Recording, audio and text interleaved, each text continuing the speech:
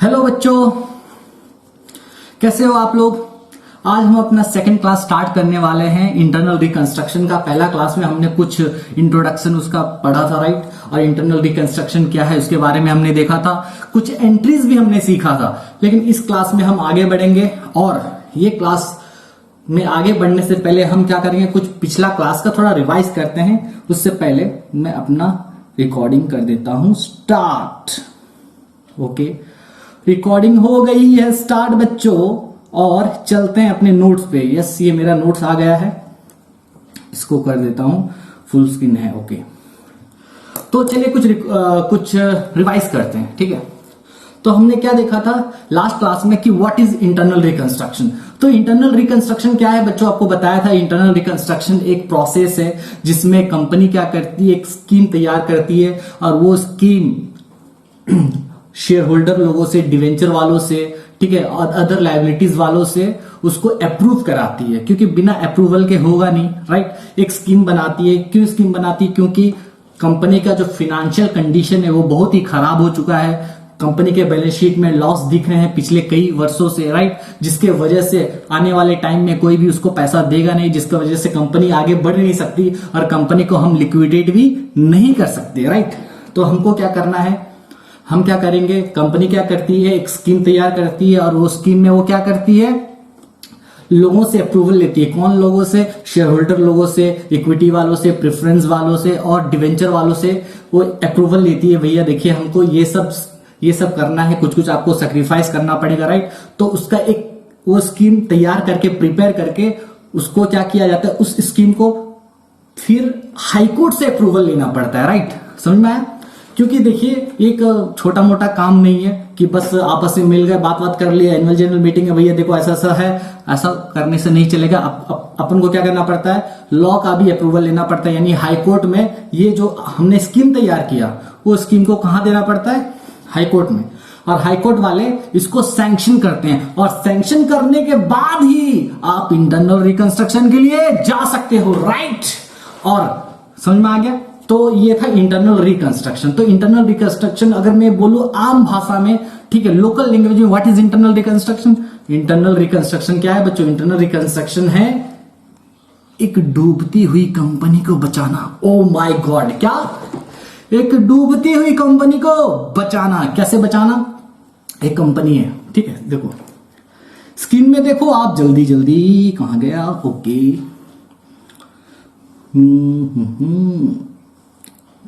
Screen में देखो बच्चों,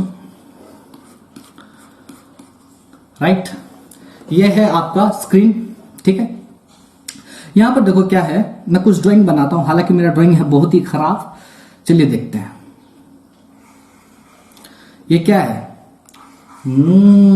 ये पानी है बच्चों, पानी है। ये क्या है? पानी है। सर ये सब क्या बना रहे हो सर, क्या कर रहे हो सर, समझ नहीं आ रहा है।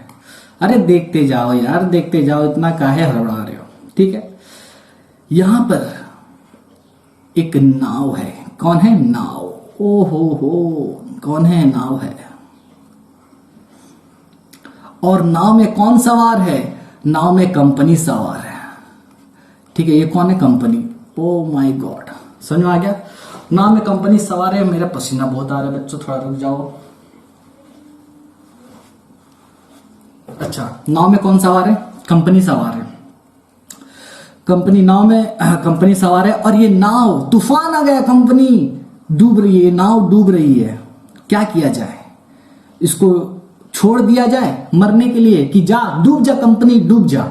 ऐसा करेगी क्या? नहीं। पास में कौन लोग खड़े हैं? यहां पर देखो जल्दी, यहां पर कुछ लोग खड़े हैं, कुछ लोग यहां पर खड़े हैं। कौन लोग खड़े हैं? सोच लो। ये लोग हैं इक्विटी वाले, इक्विटी शेयर होल्डर। कौन है ये लोग? Equity share holder. इसको ऊपर करते हैं थोड़ा। ये लोग कौन है? जल्दी बताओ बच्चे, ये कौन है? इक्विटी शेयर होल्डर लोग हैं। ये कौन है? प्रेफरेंस शेयर होल्डर है, ठीक है। ये कौन है? ये डिवेंचर्स वाले हैं। और इनका कुछ सामान यहां पर लोड है, सोच लो, डंग डंग डंग लोड है, इसमें कुछ सामान लोड है, ठीक है, ठीक है। अच्छा, अब देख रहे हैं, तीनों देख रहे हैं, मतलब ये इक्विटी वाले, प्रेफरेंस वाले, डिवेंचर वाले, तीनों देख रहे हैं कि उनका जो सामान है उस नाव में लोड है और नाव डूब रहा है, तो इक्विटी प्रेफरेंस वाले क्या करेंगे? सोचेंगे छोड़ो डूबने दो, ऐसा बोलेंगे क्या? नहीं बोल सकते। क्यों नहीं बोल सकते? अगर उन्होंने कुछ नहीं किया तो नाव डूब जाएगी और नाव डूबने से उनका पैसा नुकसान हो जाएगा। होगा कि नहीं? हो जाएगा, राइट। उस केस में भैया करे तो क्या करें? क्या करना होगा? इक्विटी वाले, प्रेफरेंस वाले, डिवेंचर्स वाले क्या करेंगे? कंपनी को हेल्प करेंगे। क्या करेंगे? कंपनी को हेल्प करेंगे। किस तरह से हेल्प करेंगे? उनको बचाएंगे। फिर लोन क्या करेंगे? ये यहां जाएंगे, ये भी जाएंगे, राइट, और ये भी जाएंगे, और ये तीनों मिलकर क्या करेंगे? ये डूबती कंपनी को बचाएंगे। अगर ये चीज आपको समझ में आ गया बच्चों, तो समझ लो आपको इंटरनल रिकंस्ट्रक्शन का कंसेप्ट भी समझ में आ गया, राइट। तो ये तरीका है। तो मैं एक आपको क्या दिया, एक विजुअलाइजेशन दिया कि किस तरह से होता है। कंपनी डूब रही है, तो इन लोग देख भी नहीं सकते भाई डूबते हुए, क्योंकि अगर डूब गई तो सारा नुकसान किसका होगा? इक्विटी, प्रेफरेंस और डिवेंचर्स वालों का होगा कि नहीं होगा नुकसान। तो उस केस में क्या किया जाए? बेचारे लोग के अलावा उनके पास कोई ऑप्शन नहीं है, इसलिए वो क्या करते हैं? हेल्प करते हैं। किसका हेल्प करते हैं? कंपनी का, राइट। एक स्कीम तैयार करते हैं, वो स्कीम में इन लोन का अप्रूवल लिया जाता है। फिर अप्रूवल लेने के बाद उसका एक पेपर बनाया जाता है। पेपर कहां डाला जाता है? हाई कोर्ट में दिया जाता है। और हाई कोर्ट कौन? हाई कोर्ट जब अप्रूवल देती है तभी इंटरनल रिकंस्ट्रक्शन का काम स्टार्ट होता है। समझ में आया क्या? यस, ठीक है। उसके बाद हाई कोर्ट का अप्रूवल होने के बाद अपन लोग क्या करते हैं? रिकॉर्डिंग वगैरह, एंट्रीज वगैरह करते हैं। तो हम लोग यहां पर करते हैं क्या? हम लोग अकाउंटिंग कर रहे हैं, हम लोग अकाउंटेंट्स हैं, राइट। खुद को सोचो, आप अकाउंटेंट हो, चार्टेड अकाउंटेंट हो, आपको क्या करना है? इसका बुक्स ऑफ अकाउंट्स मेंटेन करना है, राइट। आपको एंट्रीज पास करना है, आप मुंशी हो, ठीक है। समझ में आ गया? ओके, आगे चलते हैं बच्चों। ये था लास्ट क्लास का इंट्रोडक्शन की व्हाट इज इंटरनल रिकंस्ट्रक्शन। समझ में आ गया? इंटरनल रिकंस्ट्रक्शन का मतलब होता है डूबती हुई कंपनी को बचाना। क्या करना? डूबती हुई कंपनी को बचाना, राइट। आगे चलते हैं। सर आज बहुत जोश में लग रहे हो। हाँ, क्या बात है? थोड़ा सा, क्योंकि आप लोग का प्यार देख के जोश में आना लाजमी है, ओके। तो बच्चों यहां पर मैं कुछ लिखता हूं लास्ट क्लास में। अच्छा, लास्ट क्लास में हमने 2 एंट्रीज भी पढ़ा था, याद है सर? और थोड़ा बताइए, लास्ट क्लास का रिवाइज कीजिए। चलिए कुछ नहीं, रिवाइज कर लेते हैं। क्या बात है? देखिए, तो होता क्या था कि कंपनी के बुक्स में यानी बैलेंस शीट में क्या थी? बहुत सारा लॉस था। उस लॉस को हमको क्या करना था? राइट ऑफ करना था। क्योंकि लॉस को देखकर कोई भी बंदा आएगा क्या? पैसा देगा क्या? उसमें कोई पैसा इन्वेस्ट करेगा? उस लॉस को देख के कोई नहीं करेगा भैया, कोई नहीं करेगा। यहां तक कि आप अगर पुराने कपड़े पहनकर शोरूम चले जाओ, लोग आपको भाव नहीं देते। समझ रहे हो? ये तो कंपनी है, समझ रहे हो कि नहीं? दिखावा दे, मतलब हम लोग को दिखावा करना पड़ता है, शो ऑफ करना पड़ता है, राइट। तो होता क्या है, मैं आपको क्या बताने वाला था कि तो कंपनी का जो बैलेंस शीट में लॉस है, उस लॉस को अपन लोग को क्या करना है? राइट ऑफ करना पड़ता है। क्योंकि लॉस अगर दिख जाए तो कोई भी बंदा उसमें पैसा लगाएगा नहीं। इसलिए हमने क्या किया था? हम एक गुल्लक तैयार किए थे, एक अलग सेपरेट अकाउंट बनाए थे। और वो अकाउंट का नाम क्या था बच्चों? याद करो। यस, सही बोला आपने, कैपिटल रिडक्शन अकाउंट, या फिर उसका दूसरा नाम क्या है? Capital reconstruction account, right. दोनों का नाम सेम है, राइट। कैपिटल रिडक्शन अकाउंट बोलो या फिर कैपिटल रिकंस्ट्रक्शन अकाउंट बोल सकते हो। उसमें अपन लोग क्या कर रहे थे? इक्विटी वाले, प्रेफरेंस वाले, डिवेंचर्स वाले, ठीक है, ये लोग जो भी सैक्रिफाइस कर रहे थे, और वो सैक्रिफाइस करने के वजह से कंपनी का जो बेनिफिट्स हो रहा था, कंपनी का जो फायदा हो रहा था, वो फायदा को अपन कहां ट्रांसफर कर रहे थे? वो फायदा को अपन लोग ट्रांसफर कर रहे थे कहां? याद करो, कैपिटल रिडक्शन अकाउंट में। और जब कैपिटल रिडक्शन अकाउंट में पैसा आ जा रहा था, प्रॉफिट आ जा रहा था, वो प्रॉफिट को अपन लोग क्या कर रहे थे? उस प्रॉफिट को हम बैलेंस शीट में जो छुपा हुआ है, क्या छुपा हुआ है? लॉस। वो लॉस को उस प्रॉफिट से कैंसिल कर रहे थे। समझ में आया? यस। तो हमने ये देखा था। सर और थोड़ा बताओ ना सर, और थोड़ा बताओ। ठीक है, चलो बताते हैं क्या है इसमें। चलो तो और किसी को एक्स्ट्रा पढ़ना है सर? एक्स्ट्रा पढ़ना है मतलब मान लो और किसी को ज्ञान चाहिए इंटरनल रिकंस्ट्रक्शन का। इंटरनल रिकंस्ट्रक्शन, ठीक है। What is internal reconstruction? और एक बार लिखा देता हूं। अच्छा, वैसे अगर कोई बंदा सेकंड क्लास ज्वाइन किया है, उसको भी समझ में आएगा, कोई बात नहीं। मैं क्योंकि एज गुड एज पहले से ही पढ़ा रहा हूं, राइट। तो आप इसमें ज्वाइन कर सकते हो। तो इसमें इंटरनल रिकंस्ट्रक्शन क्या था बच्चों? इंटरनल रिकंस्ट्रक्शन क्या था याद करो, it is what internal, in case of internal reconstruction लिखो,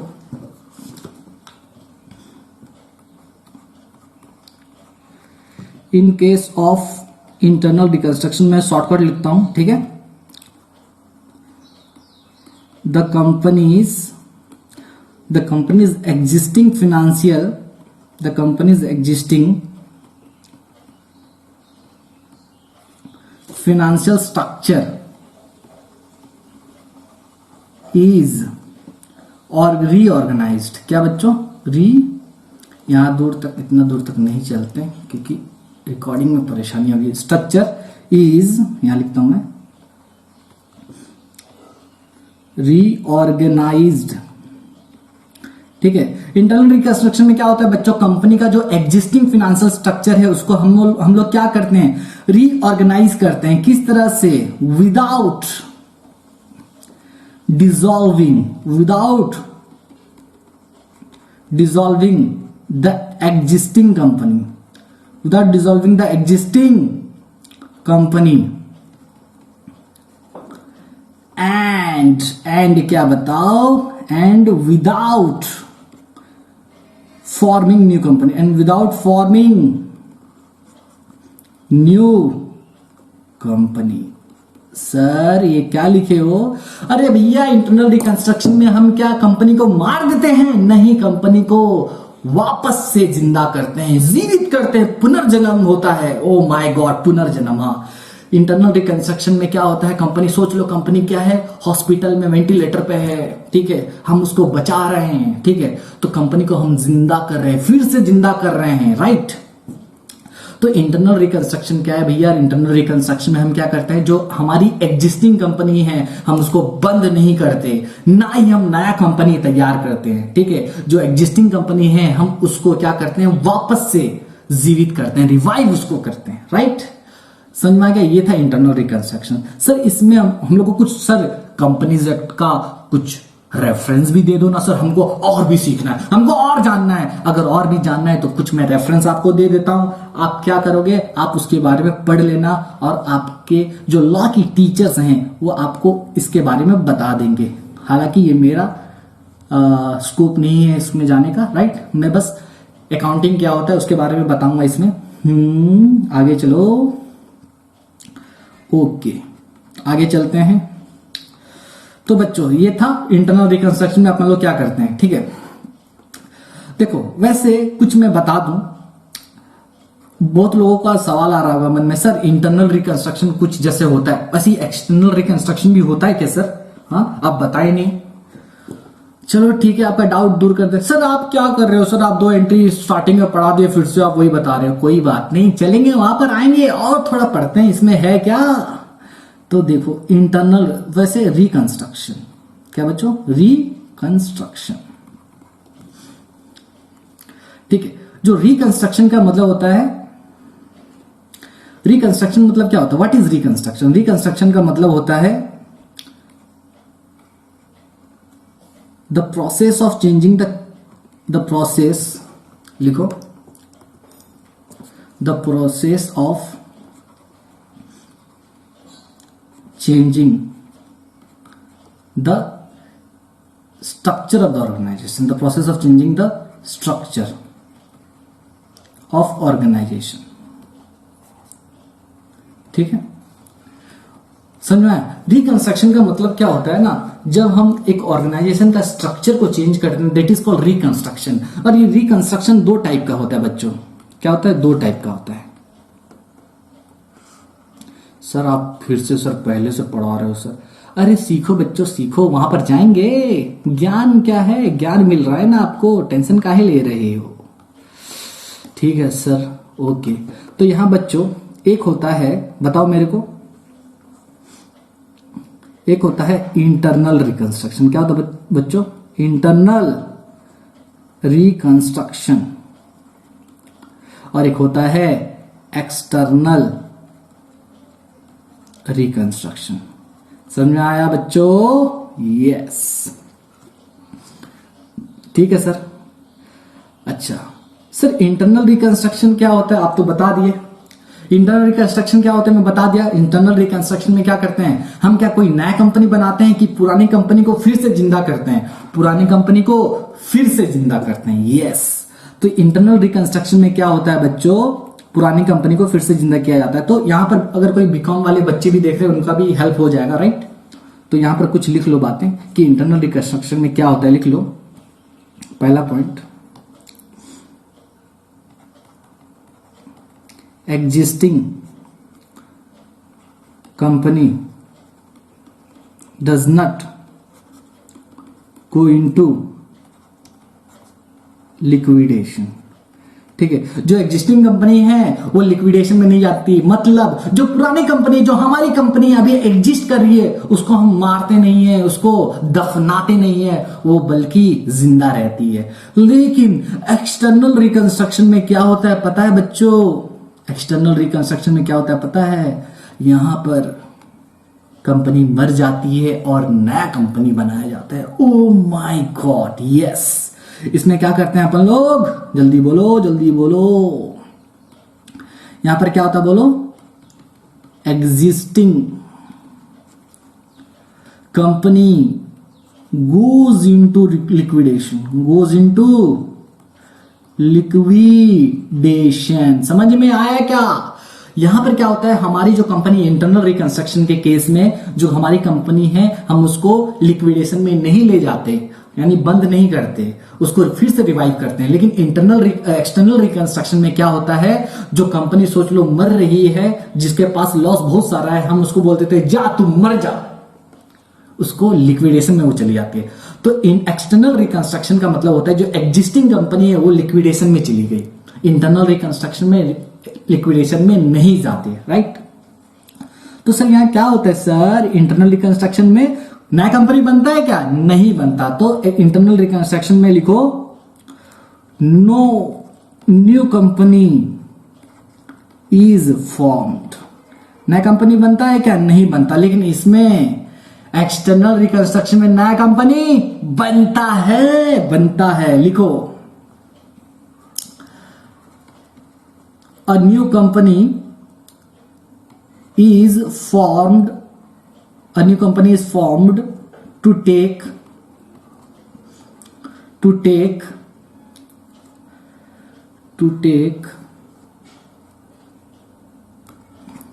पर करता हूं, to take over the business of existing company। समझ में आया बच्चों? तो यहां पर क्या होता है, एक नया कंपनी बनाते हैं अपन लोग। क्या करते हैं, एक नया कंपनी बनाते हैं और वो कंपनी क्या करती है, एग्जिस्टिंग कंपनी को टेक ओवर कर लेती है। समझ में आया? तो एक्सटर्नल रिकंस्ट्रक्शन में क्या होता है, एक नया कंपनी का उद्घाटन होता है, मतलब नया कंपनी बनता है। तो एक्सटर्नल रिकंस्ट्रक्शन में क्या होता है, एक नया कंपनी बनता है और पुरानी कंपनी लिक्विडेट हो जाती है। लेकिन इंटरनल रिकंस्ट्रक्शन में ऐसा कुछ नहीं होता, नया कंपनी नहीं बनती और हम लोग जो एग्जिस्टिंग कंपनी है उसी को रिवाइव करते हैं, राइट। इसके बाद लिखो यहां पर तीसरा point, it involves reduction of share capital. It involves reduction of share capital. ये तो आपको पता ही होगा, लास्ट क्लास में पढ़े थे। यहां पर क्या होता है, हम शेयर कैपिटल को रिड्यूस करते हैं, रिडक्शन करते हैं, याद है? यस। और यहां पर क्या होता है बच्चों, यहां पर ऐसा हो भी सकता है कि रिड्यूस हो और ना हो, दोनों केस हो सकता है। तो यहां लिख दो इट मे और may not involve reduction of share capital, reduction of share capital. ठीक है, चौथा पॉइंट लिखो बच्चों। सर इंटरनल रिकंस्ट्रक्शन में और एक चीज बताइए। देखो बच्चों क्या होता है, इंटरनल रिकंस्ट्रक्शन में कोर्ट का अप्रूवल लेना बहुत ही जरूरी है। अरे कोर्ट का अप्रूवल लेना जरूरी है, इंटरनल रिकंस्ट्रक्शन है लोगों का, क्योंकि इसमें राइट्स वायोलेट हो रहा है और वायोलेट होने के लिए उनका अप्रूवल चाहिए। लोगों का तो अप्रूवल चाहिए, यहां तक कि हमारा जो हाई कोर्ट है उसका भी अप्रूवल चाहिए। ओ माय गॉड, लिखो अप्रूवल ऑफ कोर्ट, यानी कि कौन सा कोर्ट, हाई कोर्ट लिख दो ब्रैकेट में। Approval of court is mandatory, यहां पर मैंडेटरी है भैया, यहां पर कोई दरकार नहीं, एक्सटर्नल रिकंस्ट्रक्शन कर रहे हो तो इसमें कोई दरकार नहीं है कोर्ट का अप्रूवल का, तो लिखो no approval of court is required, no approval of court is required. ठीक है बच्चों, ये था अपना एक ब्रीफ डिटेल्स कि इंटरनल रिकंस्ट्रक्शन क्या होता है और एक्सटर्नल रिकंस्ट्रक्शन क्या होता है। तो आई होप आपको ये समझ में आ गया होगा कि सर क्या होता है। तो पहली बात हमने क्या पढ़ा कि रिकंस्ट्रक्शन मतलब क्या होता है। रिकंस्ट्रक्शन का मतलब होता है उसका ऑर्गेनाइजेशन स्ट्रक्चर को चेंज करना, और रिकंस्ट्रक्शन में क्या होता है, जब एक कंपनी डूब रही होती है उसको बचाया जाता है, और ये बचाया जाता है दो तरीके से। या फिर पहला तरीका आप इंटरनल रिकंस्ट्रक्शन कर दो, मतलब क्या करो, आप उसको इंटरनली उसको रिकंस्ट्रक्ट करो, मतलब लोगों से बात करो, स्कीम तैयार करो, उसको फिर कोर्ट से अप्रूवल ले लो और लोग सैक्रिफाइस करेंगे, इससे कंपनी बच जाएगी। दूसरा तरीका है आप, क्योंकि कंपनी ऑलरेडी लॉस में है, तो ऐसा करो, अगर कोई कंपनी उसको खरीदना चाहती है तो वो खरीद ले उसको, ताकि वो बच जाए, राइट। तो ये दो तरीका है रिकंस्ट्रक्शन का, एक होता है इंटरनल रिकंस्ट्रक्शन और दूसरा होता है एक्सटर्नल रिकंस्ट्रक्शन। समझ में आ गया तो हाँ बोलो यस। उसके बाद सर आगे बताइए, आगे सर और पढ़ना चाहते हो क्या कि इंटरनल रिकंस्ट्रक्शन का कौन कौन सा सेक्शन कंपनीज एक्ट का इससे डील करता है, सर बताइए ना। चलो बता देते हैं, इसमें भी क्या है बस, लेकिन आपको खुद से थोड़ा ये आपको करना क्या पड़ेगा, आपके जो लॉ टीचर हैं वो अच्छे से आपको बताएंगे, मैं आपको बस एक रेफरेंस दे देता हूं। तो यहां पर लिखो internal reconstruction, internal reconstruction includes, क्या क्या आता है बच्चों इसमें लिखो,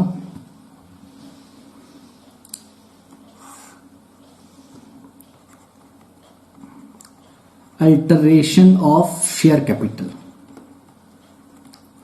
अल्टरेशन ऑफ शेयर कैपिटल, ठीक है। फिर लिखो रिडक्शन ऑफ शेयर कैपिटल, ठीक है। लिखो वेरिएशन, क्या बच्चों, variation of share holders right, variation of share holders rights, और लास्ट में लिखो scheme of compromise, compromise slash arrangements,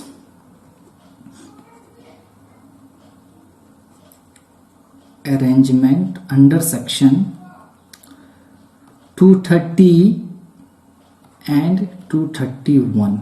देखो अच्छा, ये चार चीजें बच्चों, आपको अगर इंटरनल रिकंस्ट्रक्शन के बारे में और जानकारी चाहिए लॉ के अकॉर्डिंग, तो आप क्या करो, आप पढ़ सकते हो, ठीक है। तो यहां पर सेक्शन 61 आपका कंपनीज एक्ट का डील करता है, इसमें सेक्शन बताओ, सेक्शन 66 डील करता है, और इसका सेक्शन 48 है, कौन सा, सेक्शन 48 ये डील करता है, ठीक है। और ये सेक्शन 238 231, तो ये बच्चों ये जो है ये आपका सीए इंटर लॉ में आप पढ़ लोगे, सीए इंटर लॉ जो आपका पेपर है उसमें आप ये आराम से पढ़ लोगे, और आपके लॉ के टीचर इसको अच्छे से समझाएंगे, ये आपका सीए इंटर का लॉ का सिलेबस में है।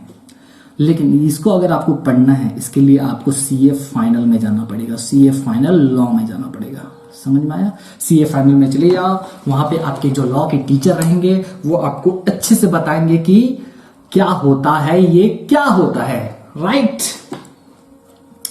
उसके बाद सर हो गया, ये हो गया रेफरेंस, ठीक है। आगे चलते हैं, ओके चलो चलो चलो चलो चलो, ओके।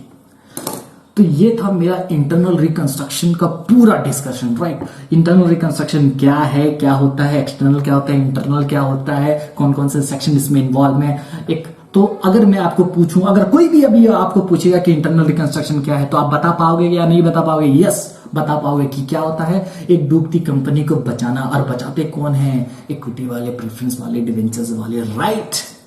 समझ में आ गया? ये था इंटरनल रिकंस्ट्रक्शन। आपको यहां तक सेकंड क्लास में तो आपका पूरा आइडिया क्लियर हो गया होगा कि इंटरनल रिकंस्ट्रक्शन क्या है।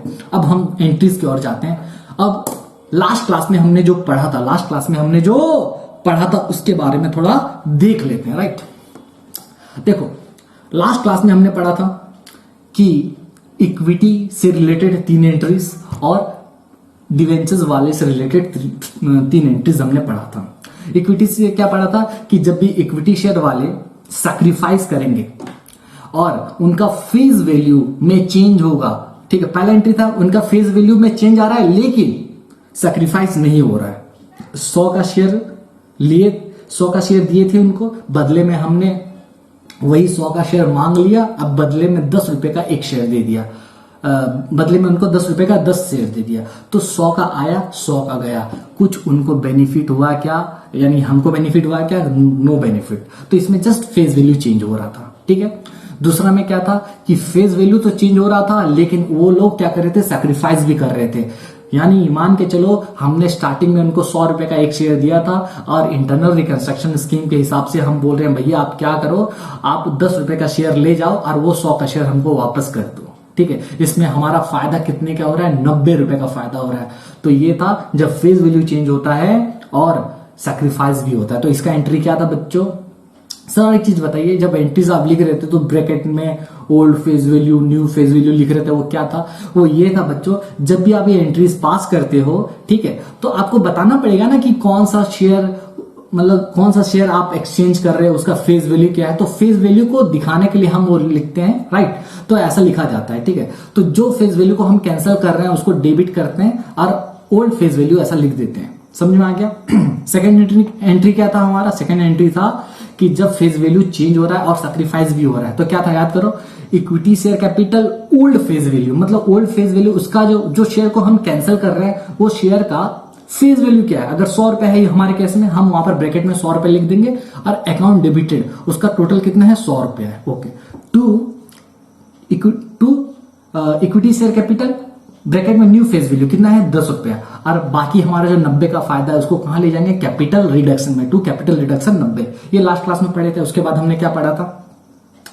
ये पढ़े थे, राइट। उसके बाद हमने पढ़ा था कि पेड अप वैल्यू को चेंज कभी कभी किया जाता है। फॉर एग्जाम्पल 100 रुपए का शेयर था, पेड अप, कंपनी क्या हो रही है, हम मान लेते हैं आप उस 100 रुपए का पेडअप को 40 रुपए पेडअप बना देते हैं। फेस वैल्यू 100 का 100 है, बस हम क्या कर रहे हैं? पेडअप वैल्यू को चेंज कर रहे हैं। मतलब अब हम पहले कंपनी 100 रुपए मांग ली थी, 100 रुपए दे चुके थे शेयर होल्डर वाले। अभी कंपनी क्या कर रही है? इंटरनल रिकंस्ट्रक्शन के स्कीम के हिसाब से वो 100 रुपया जो पेडअप वैल्यू था उसको 40 रुपया कर दे रही है। मतलब कंपनी ये बोल रही है कि हम अब ये मान रहे हैं कि आपने बस 40 रुपया दिया है और 60 रुपया आपसे जब चाहे हम आपसे मांग सकते हैं। समझ में आया?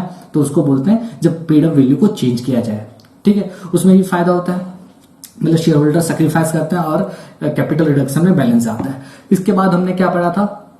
याद करो डिवेंचर्स का सेम, कि डिवेंचर्स को एक बार ले जाते हैं यहां पर अपने स्क्रीन में। चलो भैया, डिवेंचर्स वाले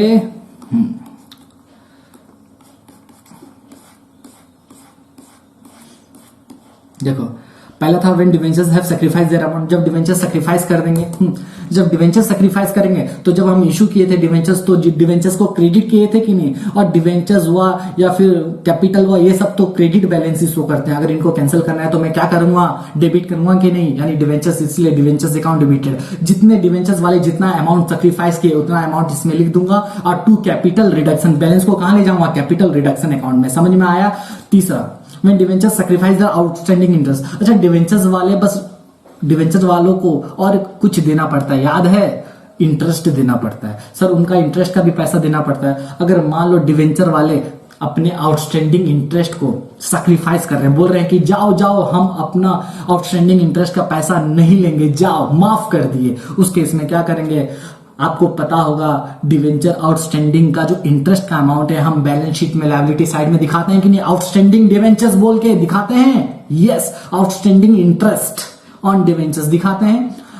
जब अगर लायबिलिटी साइड में हम दिखाए होंगे तो उसको हमको क्या करना पड़ेगा, अभी डेबिट करना पड़ेगा, क्योंकि वो लोग आप बोल रहे हैं माफ कर दिए, वहां से हटाना पड़ेगा कि नहीं? यस, हटाना पड़ेगा। उसी को हटाने के लिए अभी क्या करेंगे, आउटस्टैंडिंग डिवेंचर्स को, आउटस्टैंडिंग इंटरेस्ट और डिवेंचर्स को डेबिट करेंगे और क्रेडिट किसको करेंगे, कैपिटल रिडक्शन अकाउंट को। यस, उसके बाद क्या बच्चों, उसके बाद कभी कभी क्वेश्चन में बोलता है कि डिवेंचर्स का जो परसेंटेज है हम उसको चेंज करना है। ठीक है, अगर चेंज करना है तो बहुत आसान है, आपका जो ओल्ड वाला डिवेंचर्स का परसेंटेज था उसको डेबिट कर दो और न्यू परसेंटेज को क्रेडिट कर दो। हालांकि ये अकेला क्वेश्चन नहीं आएगा कि भैया चेंज करना है, ये एक और दो, दूसरा एंट्री, पहला एंट्री और दूसरा एंट्री के साथ एक साथ पूछता है, तो उसमें कुछ बड़ा बात नहीं है। जो आप पुराने डिवेंचर्स को जिसको कैंसिल कर रहे हैं उसका परसेंटेज ऊपर आ जाएगा और जो नए वाला परसेंटेज है वो नीचे आ जाएगा, मतलब क्रेडिट होगा। राइट, अब हम चलते हैं आज का अपना क्लास। ठीक है, सॉरी थोड़ा टाइम तो लग गया, कोई बात नहीं, आप लोग को समझ में आया होगा। चलिए आगे बढ़ते हैं। अब हमारा इफेक्टिवली यहां से हमारा सेकंड क्लास स्टार्ट हो रहा है, सोच लो, क्योंकि ये पुराना क्लास का ही कुछ रह गया था जो मैं आपको बताया। आगे लिखिएगा बच्चों, लिखना क्या है, आगे लिखना ये है। ठीक है, आगे लिखिए, मैं अपना नोट्स एक बार देख लेता हूं कि आगे और क्या क्या बताना है आपको। लिखो बच्चों, entries regarding preference shares.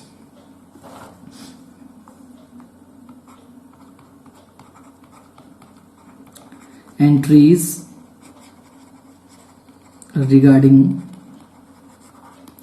Preference shares. ठीक है, एंट्रीज रिगार्डिंग प्रेफरेंस शेयर। एक सेकेंड बच्चों, ठीक है।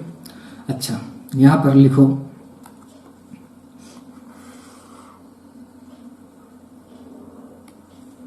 हुआ, यहां पर एंट्रीज लिखो। प्रेफरेंस शेयर क्या क्या एंट्रीज कर सकता है, राइट।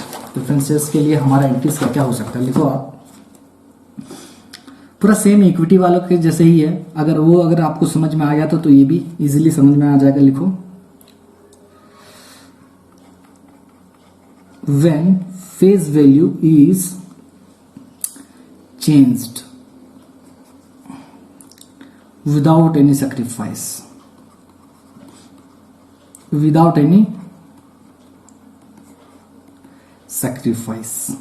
जब फेस वैल्यू चेंज होगा, याद है इक्विटी वाला फेस वैल्यू चेंज हो रहा था लेकिन बिना सैक्रिफाइस के, तो सेम चीज यहां पर लिखो बच्चों, पूरा सेम एंट्री होगा। अगर वो आपको याद है तो ये भी याद है। बताओ क्या होगा, preference share capital account debited, preference share capital, इसमें ब्रैकेट में क्या लिखेंगे, ओल्ड फेस वैल्यू। ये क्यों लिखेंगे कि हमको आइडेंटिफाई करना है कि हमने कौन से फेस वैल्यू वाले शेयर्स को हमने कैंसिल किया है, राइट।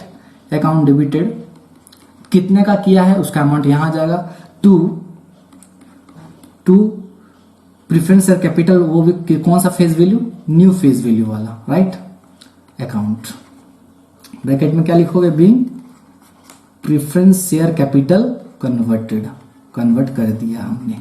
ठीक है, आगे चलो जल्दी चलो सर, चलो जल्दी चलो, मेरे पास भी आज थोड़ा वक्त कम है। लिखो, when face value is changed to make sacrifices, when face value is changed, जब फेस वैल्यू को चेंज किया जाता है, टू मेक सैक्रिफाइसेस,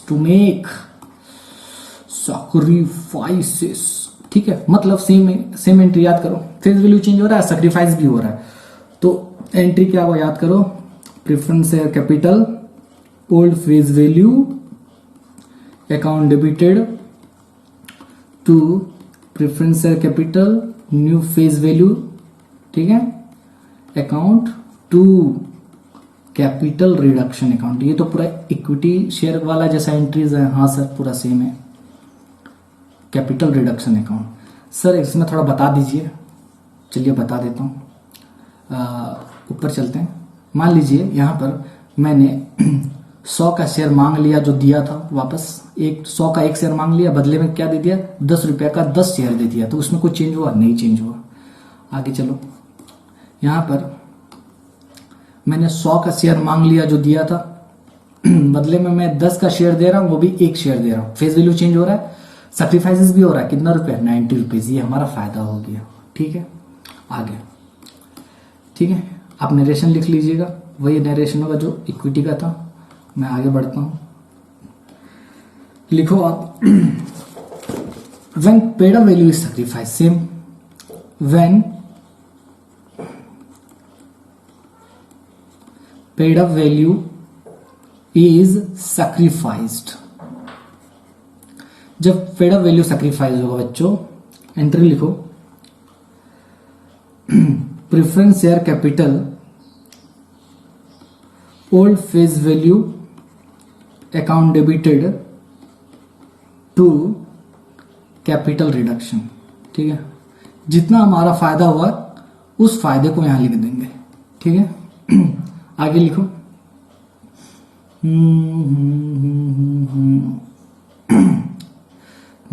जितना हमने कैंसिल किया, राइट, इसको ये सब एंट्री जब क्वेश्चन करेंगे तो और अच्छे से समझ में आएगा, आप टेंशन मत लो, आगे बढ़ो। ये सेम एंट्री है, आगे बढ़ो, डी नंबर लिखो, तीसरा मतलब तीसरा एंट्री लिखो बच्चों। When rate of dividend is changed, when rate of dividend is changed, बच्चों याद करो, प्रेफरेंस वालों का हमने रेट ऑफ डिविडेंड फिक्स्ड रहता है कि नहीं, याद करो 12%, 13%। अगर मान लो उनका रेट ऑफ डिविडेंड चेंज हुआ तो एंट्री क्या होगा, जिस तरह से डिवेंचर वालों का था प्लस सेम एंट्री, बताओ क्या होगा, एंट्री होगा old percentage preference share capital account debited, ठीक है, टू बोलो new percentage preference share capital. ठीक है, यहां लिखो being rate of interest changed, yes, ये हुआ। आगे चलो, जल्दी जल्दी आगे बढ़ते हैं। चौथा एंट्री मारो, चौथा एंट्री क्या है सर, चौथा एंट्री है बच्चों, when arrears of preference dividend is paid, when arrears, ये बहुत इंपॉर्टेंट है, when arrears of preference dividend is paid, जब हम प्रेफरेंस डिविडेंड का अरियर पे कर देंगे। देखो क्या होता है बच्चों, होता यह है, कंपनी क्या करती है, जब प्रेफरेंस शेयर कैपिटल इशू करती है, प्रेफरेंस शेयर इशू करती है तो कुछ परसेंटेज वाला रहता है, 10%, 12%, राइट। तो कभी कभी कंपनी के पास इतना पैसा नहीं होता है कि वो क्या करे, प्रेफरेंस डिविडेंड पे करे, तो वो प्रेफरेंस डिविडेंड अकुमुलेट होकर रह जाती है, इकट्ठा बहुत सारा हो जाती है। ठीक है, मान लो वो प्रेफरेंस डिविडेंड जो अरियर था, जो अभी तक पे नहीं की थी कंपनी, वो कंपनी अगर पे कर देती है तो एंट्री क्या होगा, क्या एंट्री होगा, बहुत इजी है, बताओ क्या एंट्री होगा।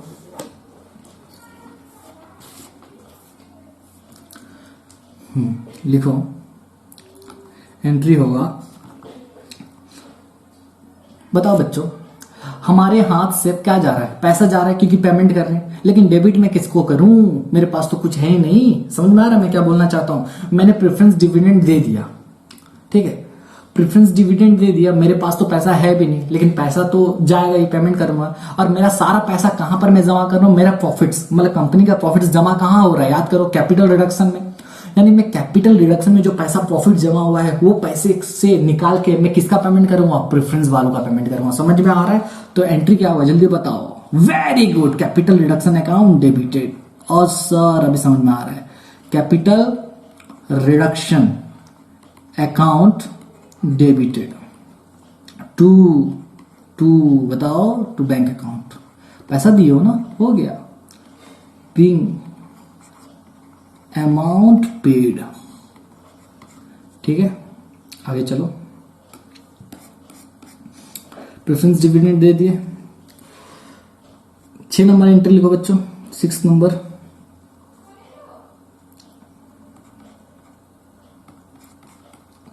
एंट्री लिखो,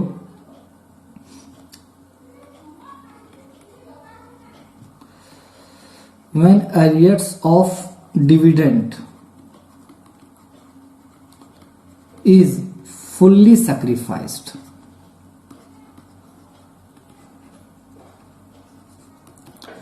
ठीक है, देखो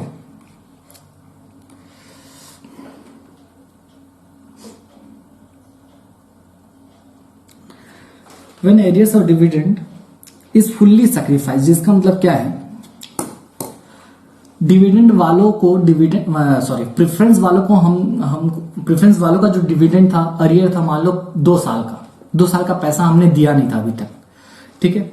तो वो 2 साल का पैसा अगर मान लो हम दिए नहीं है और हमने उसको रिकॉर्ड भी नहीं किया, मैं क्या बोल रहा हूं ध्यान से सुनो, हमने दिया भी नहीं है और हमने उसको रिकॉर्ड भी नहीं किया है, उस केस में अगर वो लोग माफ कर देते हैं, बोलते हैं जाओ हम पैसा नहीं लेंगे, आपका प्रेफरेंस डिविडेंड का जो पैसा है ना हमको नहीं चाहिए, जाइए जाइए, माफ कर दिए, उस केस में हम कंपनी क्या एंट्री मारेगी, सोचो। हमको किसी को पैसा देना था लेकिन हम वो पैसा को रिकॉर्ड ही नहीं किए हैं, ठीक है, और वो लोन माफ भी कर दिए, तो क्या करेंगे भैया, कोई एंट्री नहीं होगा। क्यों एंट्री होगा, हमने जब हमने उस खर्चे को बुक ही नहीं किया है तो हम उसको करेंगे क्या, नो एंट्री। यहां पर लिखो नो एंट्री, ध्यान रखना, ये बहुत ही इंपॉर्टेंट है, ये एक इंपॉर्टेंट है समझे, और ये एक आपका इंपॉर्टेंट है। तो यहां पर क्या होगा बच्चों, बोलो, नो एंट्री।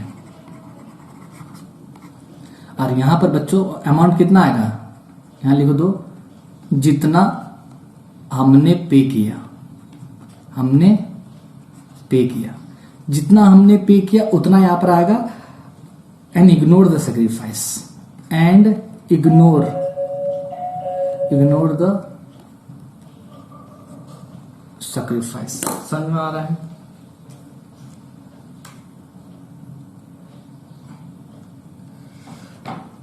एक सेकेंड बच्चों, कोई आ गया, मैं इसको करते हैं थोड़ा pause.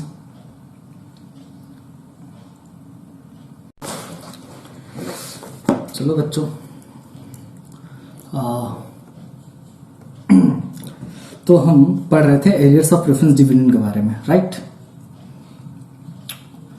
Arrears of preference dividend के बारे में पढ़ रहे थे, और हम ये पढ़ रहे थे कि जब एरियर्स ऑफ डिविडेंड रहेगा, ठीक है, अगर मान लो हमने प्रेफरेंस वालों का डिविडेंड पे नहीं किया है, ठीक है, और उसको हमने रिकॉर्ड भी नहीं किया था, अनरिकॉर्डेड था, उस केस में वो लोग जो भी सैक्रिफाइस करेंगे, मान लो माफ कर दे, तो उसका कोई भी एंट्री नहीं होगा, राइट, क्योंकि हमने उसको रिकॉर्ड ही नहीं किया था, तो एंट्री क्या करेंगे।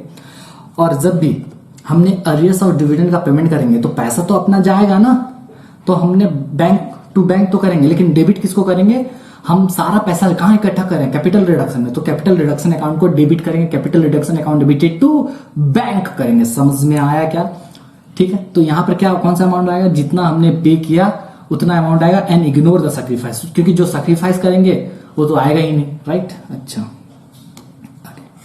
आगे ये हो गया प्रेफरेंस डिविडेंड का खत्म। अब लिखो नेक्स्ट एंट्री, लिखो बच्चों,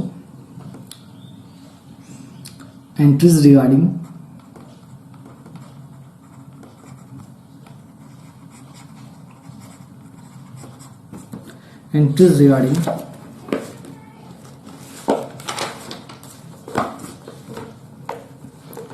लाइबिलिटीज।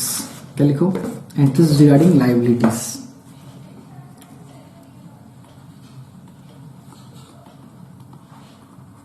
एक्चुअली मैं पहले से नोट्स मेंटेन करके रखा हूं कॉपी में, ठीक है, उसी में से देख के लिख रहा हूं।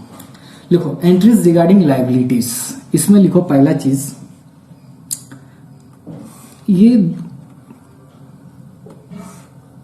लिखो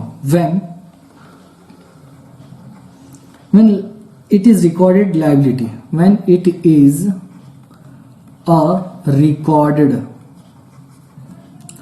when it is a recorded liability and it is sacrificing, मतलब हम जो लाइबिलिटी का जो एंट्री पास करने वाले हैं, वो जो लाइबिलिटी का एंट्री पास करने वाले हैं, अगर वो लाइबिलिटी रिकॉर्डेड लाइबिलिटी है और वो सैक्रिफाइस कर रही है तो क्या होगा। सर ये क्या बोल रहे हो सर, ये तेलुगु पिक्चर लग रहा है अपने को, कोई बात नहीं, अभी हिंदी में समझाता हूं। लिखो क्या हो रहा है, यस, लिखो देखो इसका मतलब मैं बताना चाहता हूं, ऐसा कोई खर्चा, ऐसा कोई लाइबिलिटी, ठीक है, जिसको हमने रिकॉर्ड ही नहीं किया था, जिसको हमने रिकॉर्ड नहीं किया था, मतलब हमने बुक्स ऑफ अकाउंट्स में ऐसा कोई लाइबिलिटी रिकॉर्ड ही नहीं किया था, ठीक है, वो लाइबिलिटी अगर सैक्रिफाइस कर रहे हैं तो क्या होगा, ठीक है। अच्छा सॉरी, जब रिकॉर्ड किया था, सॉरी माय मिस्टेक, ऐसा कोई लाइबिलिटी, जो लाइबिलिटी को हमने बुक्स ऑफ अकाउंट में दिखा रखा है और वो सैक्रिफाइस कर रहे हैं, तो एंट्री क्या होगा, एंट्री होगा, लिखो capital liabilities account debited to, लिखो liabilities account debited to capital reduction account, capital reduction account, समझ आ रहा बच्चों, ठीक है, बीइंग लायबिलिटी रिड्यूस्ड। अरे समझ में आया, अगर कोई लायबिलिटी को हमने दिखा रखा है, मान लो फॉर एग्जांपल क्रेडिटर्स को हम क्रेडिटर्स का हमने 5,000 रुपया हमको देना था, हम उसको पे करने वाले थे 5,000, हमने 5,000 का उधारी लिया था, 5,000 देने वाले थे। क्रेडिटर्स बोला, क्रेडिटर्स क्या बोला, क्रेडिटर्स बोला कि हमने तुमको 3,000 माफ कर दिया। कितना? 3,000। फायदा कितने का हुआ? 3,000 का। तो 3,000 यहां दिखा देंगे, डायरेक्ट समझ में आ रहा है? यस, ठीक है।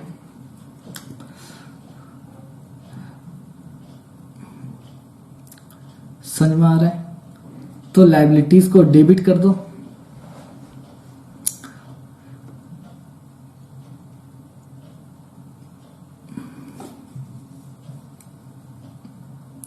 ठीक है। तो 3,000 का फायदा हुआ, वो 3,000 का फायदा यहां दिखा देंगे और 3,000 चला जाएगा कैपिटल रिडक्शन में। समझ में आ रहा है सर? बाकी 2,000 अभी भी बैलेंस शीट नया वाला बनाएंगे, वहां पर 2,000 दिखेगा। अच्छा, ओके सर, आगे बढ़िए, वेरी गुड। यहां पर लिखो when it is a unrecorded liability and it is sacrificing। अगर ये अनरिकॉर्डेड लाइबिलिटी था और ये सैक्रिफाइस हो रहा है तो क्या होगा? लिखो, मतलब ऐसा कोई लाइबिलिटी था जिसको हमने रिकॉर्ड ही नहीं किया था, ठीक है, हमने रिकॉर्ड ही नहीं किया था और वो सैक्रिफाइस कर रहे हैं। उस केस में क्या होगा? इसका लिखो पहला केस 1, मतलब पहला एंट्री, व्हेन फुल्ली पेड, जब पूरा पैसा दे देंगे। ऐसा कोई लायबिलिटी है जिसको हमने रिकॉर्ड ही नहीं किया है और उसको हम पैसा दे रहे हैं, पूरा पैसा दे रहे हैं, तो एंट्री क्या होगा बताओ? पैसा जब भी देंगे, हमारे पास पैसा तो हाथ में 40 कौड़ी भी नहीं है, सब पैसा कहां पर हम इकट्ठा कर रहे हैं? Capital reduction. तो एंट्री क्या होगा बोलो जल्दी? Capital reduction account debited. लिखो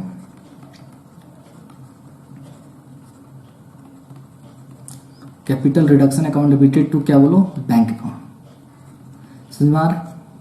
अच्छा, दूसरा, अगर मान लो पार्टली दिए तो सर, पार्टली दिए, पूरा नहीं दिए, और पार्टली दिए तो पार्टली अगर दिए तो सोच लो, when partly paid and partly sacrifice. जब पार्टली देंगे और पार्टली सैक्रिफाइस होगा तो एंट्री क्या होगा? मतलब 5,000 का लायबिलिटी हमको किसी को देना था, ठीक है, हमने उसको रिकॉर्ड भी नहीं किया था और वो लायबिलिटी वो बोला कि हमने 3,000 रुपया माफ कर दिया और 2,000 आप हमको देना। उस केस में हमारा फायदा कितना हो गया? 3,000 का। तो यहां पर क्या एंट्री लिखूंगा मैं? कैपिटल, वही एंट्री होगा क्योंकि पैसा तो मेरे को ऐसे देना है उसको। तो कैपिटल रिडक्शन अकाउंट डेबिटेड, क्यों, उसको कितना रुपया दे रहे हैं? Capital reduction account debited to bank, ठीक है। पार्टली सैक्रिफाइस कर दे रहा है, पार्टली सैक्रिफाइस कर रहा है, इसका मतलब क्या कि बोल रहा है कुछ पैसा दे दो, कुछ पैसा हमने माफ कर दिए। 5,000 रुपया था, बोल रहा है कि आप क्या करो, आप हमको सिर्फ अभी के अभी बस हमको क्या करो, 2,000 रुपए दे दो, बाकी माफ कर दिए, ठीक है। तो अगर वो अनरिकॉर्डेड लायबिलिटी है जिसको हमने बैलेंस शीट में नहीं दिखाया है, ठीक है, और हम उसको माफ कर रहे हैं, माफ करने का कोई तो एंट्री होगा ही नहीं क्योंकि रिकॉर्ड नहीं किया। याद करो प्रेफरेंस डिविडेंड, अगर वो रिकॉर्ड ही नहीं हुआ था और हमें वो लोन माफ कर दे, ऐसा कोई लायबिलिटी जिसको हमने रिकॉर्ड नहीं किया है और वो हमको माफ कर दे रहा है तो उसका कोई एंट्री नहीं होगा, ये याद रखना है। यानी यहाँ पर वो लोग 3,000 रुपए जो माफ कर रहे थे उसका कोई एंट्री होगा क्या? No entry. और यहाँ एंट्री बस कितने का होगा? 2,000 रुपए का, वो भी कहां से? Capital reduction to bank. समझ में आ गया? Yes sir. आगे चलो चलो चलो सर, तीसरा बताओ। When full amount is sacrificed, when full amount is sacrificed, जब पूरा अमाउंट अगर sacrificed होगा तो क्या होगा? सर जब पूरा अमाउंट sacrifice होगा ना तो क्या एंट्री मारेंगे बताओ? जो बता दिया मैं समझ जाऊंगा कि उसको समझ में कुछ कुछ आ रहा है। अरे ऐसा कोई लायबिलिटी जिसको हमने आज तक अपने बुक्स में नहीं दिखाया, बैलेंस शीट में नहीं दिखाया, पीएल में नहीं दिखाया, कहीं नहीं दिखाया, बुक्स ऑफ अकाउंट्स में नहीं दिखाया, और ऐसे कोई लायबिलिटी को, ऐसे लायबिलिटी को तो पीएल में आता ही नहीं है, चलो ऐसा कोई लायबिलिटी जो मतलब बैलेंस शीट में नहीं दिखाया और वो लायबिलिटी वाला अपना पैसा माफ कर दे रहा है, तो एंट्री क्या करेंगे? अरे no entry, no no no no no no no no no no no no no no no no no entry. समझ में आ गया? कब होगा नो एंट्री? नो एंट्री याद रखना, नो एंट्री कब होगा?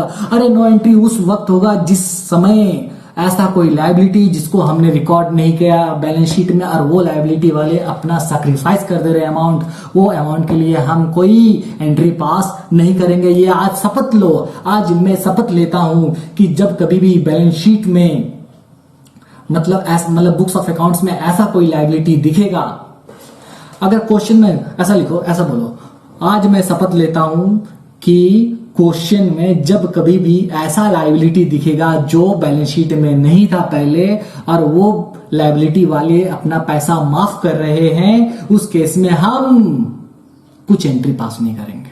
समझ में आ गया? तो ऐसा कोई लायबिलिटी जो बैलेंस शीट में था ही नहीं, बुक्स ऑफ अकाउंट्स में नहीं था और वो अपना क्या कर रहे हैं? सैक्रिफाइस कर रहे हैं, फुल सैक्रिफाइस कर रहे हैं, पूरा पैसा माफ करते रहे, तो उसका कोई एंट्री नहीं होगा। लेकिन जब हम उसको पेमेंट करेंगे वो पैसा आएगा कहां से? हमारे पास तो फूटी कौड़ी भी नहीं है, इंटरनल रिकंस्ट्रक्शन कर रहे हैं, पैसा कहां से आएगा? कैपिटल रिडक्शन में तो पैसा होगा, वहां से पैसा निकालेंगे और इनको पे करेंगे। समझ में आ गया? Okay,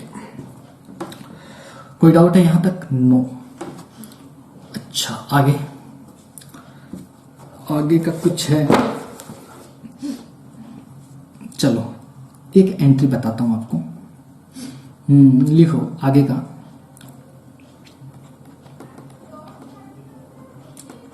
entries regarding writing of losses. ठीक है, entries regarding what? Writing of losses.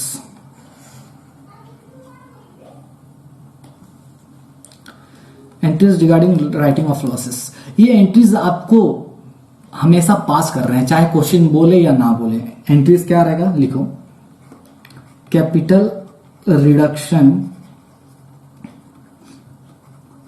Account debited to profit and loss account to deferred revenue expenditure account to goodwill account. ठीक है, ये क्या है बच्चों? ये ऐसे लॉस है ना जो बैलेंस शीट को खराब करते हैं। Being loss written off. देखो क्वेश्चन में अगर ये तीनों कहीं भी दिख गए, मतलब ये तीनों या फिर इससे रिलेटेड कोई सा भी लॉस दिख गया बैलेंस शीट में, अगर क्वेश्चन में अगर ये तीनों या फिर इससे रिलेटेड कोई भी लॉस दिख गया, बंदूक निकालो और इनको उड़ा दो। ठीक है, बंदूक निकालो और उड़ा दो। कहीं क्वेश्चन चाहे बोले या ना बोले, आपको इसको उड़ा देना है। लिखो यहां पर, क्वेश्चन बोले या ना बोले,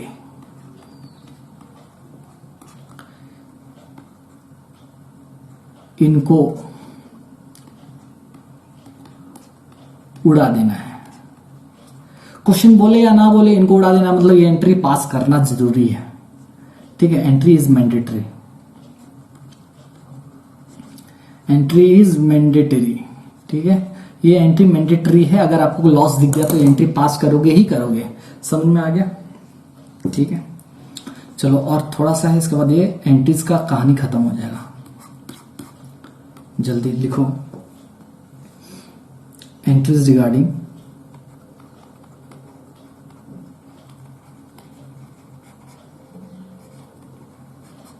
एंट्रीज रिगार्डिंग एसेट्स, ठीक है। एसेट्स को लेके क्या क्या एंट्रीज है लिखो यहां पर बच्चों। पहला एंट्री ये है कि कभी कभी इस इंटरनल रिकंस्ट्रक्शन का स्कीम में ये लिखा होता है कि हम एसेट्स को रिवैल्यू करेंगे, ठीक है। तो अगर एसेट्स रिवैल्यू हो रहा है तो क्या होगा, लिखो व्हेन एसेट इज रिवैल्यूड। जब एसेट रिवैल्यूड होगा तो क्या होगा, वो भी रिवैल्यूड ब्रैकेट में लिख दो, मैं भूल गया लिखना, कहां गया, लिख दो डाउनवर्ड, मतलब डाउनवर्ड मतलब उसको डाउन वैल्यूड हो रहा है, ठीक है, नीचे तरफ जा रहा है इसका वैल्यू। तो एंट्री क्या होगा, मतलब एसेट्स का वैल्यू कम हो रहा है। एसेट्स मान लो 50,000 का था, हम उसको रिवैल्यू किए तो उसका वैल्यू हो गया 40,000। तो अब एसेट्स को कम करना पड़ेगा। एसेट्स होता है डेबिट बैलेंस, उसको कम कैसे करेंगे, क्रेडिट करके। तो टू एसेट्स हो जाएगा, ऊपर क्या आएगा, कैपिटल रिडक्शन अकाउंट। बाकी पैसा कहां ट्रांसफर करेंगे, कैपिटल रिडक्शन, ये लॉस है। Capital reduction account debited to कहां बताओ, एसेट्स अकाउंट। ये कैसा है समझ में आया। एसेट्स को क्रेडिट क्यों किए, क्योंकि एसेट्स डेबिट बैलेंस वो करता है, उसको मेरे को हटाना है, उसको मेरे को क्या करना है, उसका वैल्यू को कम करना है, गिराना है। तो बढ़ाऊंगा तो डेबिट करना पड़ेगा और घटाऊंगा तो क्रेडिट करना पड़ेगा। क्यों, क्योंकि एसेट्स का जो नेचर है वो डेबिट बैलेंस शो करता है, ठीक है। देखो बीइंग एसेट्स डाउन वैल्यूड, ठीक है। चलो आगे यहां लिखो, दूसरा लिखो,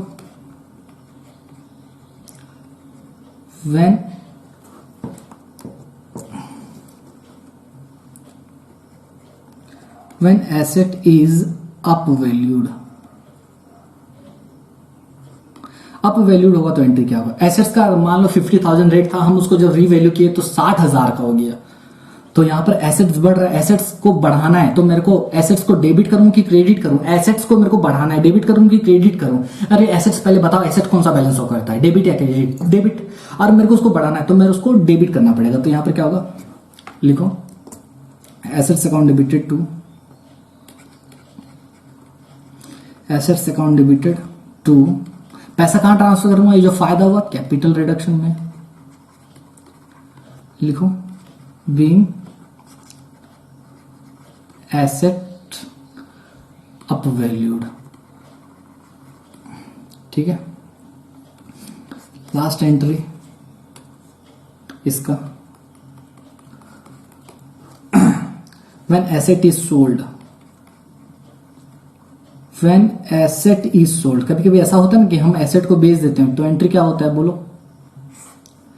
देखो एंट्री क्या होगा, अगर एसेट्स को बेचे वो, तो अगर पहले यहां पर बनाते हैं, प्रॉफिट होगा तो क्या एंट्री होगा, प्रॉफिट हुआ तो क्या होगा, लॉस होगा तो क्या एंट्री होगा, ठीक है। तो लिखो अगर प्रॉफिट हुआ तो एंट्री क्या होगा। प्रॉफिट होने से एसेट को बेचा, मेरे पास क्या आया, पैसा आया, बैंक अकाउंट डेबिटेड, ठीक है। मेरे से क्या गया, एसेट चला गया टू एसेट अकाउंट। और जो फायदा हुआ मैं कहां रखूंगा, कैपिटल रिडक्शन अकाउंट में। इसमें तो कुछ बचपन से करते आ रहे हैं, ठीक है। इसको बोलते हैं बीइंग एसेट सोल्ड। क्या बोलते हैं, बीइंग एसेट सोल्ड, ठीक है।